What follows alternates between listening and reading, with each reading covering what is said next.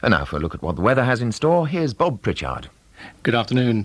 A dry but fairly cloudy and chilly afternoon for most of us. We've got an anticyclone in the North Sea, and that was very much the weather pattern we had during the first week in May.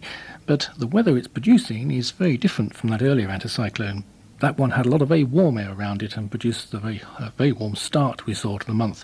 This anticyclone's got a lot of cool air coming around it and large areas of cloud as well.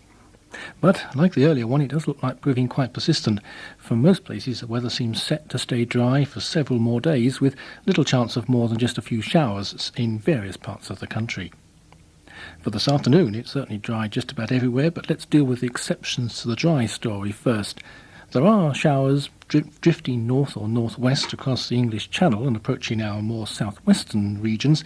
So parts of southwest England, I think more particularly Dorset, Devon and Cornwall, will see a few more showery outbreaks during this afternoon and tonight. Just the chance of an isolated heavy shower, but in fact many places see no more than a few spots of rain. One or two other southern counties of England and South Wales may just catch a light shower, but really that's pretty unlikely, and certainly for the rest of the British Isles it's going to stay dry for the rest of the day and tonight.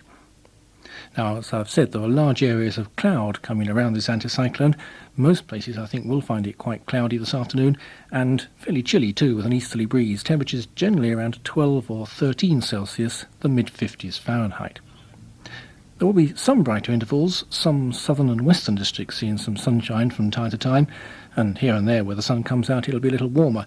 Top temperatures in fact on the Channel Islands today at 19 Celsius, but northwest Scotland may also see temperatures perhaps up to 15 or 16 and reasonably pleasant there at times with quite light winds. In fact, everywhere is quite pleasant if you can get out of that wind, but in some areas that wind will be fresh. Down in the southwestern corner of the country, certainly quite a strong easterly wind blowing along the English Channel and into the southern and southwestern coasts. Tonight, apart still from the odd shower in the southwest, it'll stay dry. The cloud may break at times too, and that would mean temperatures falling quite sharply. There could be some ground frost in some areas later in the night, especially in parts of Scotland. Generally, lowest overnight temperatures around 5 or 6 Celsius, the low 40s Fahrenheit.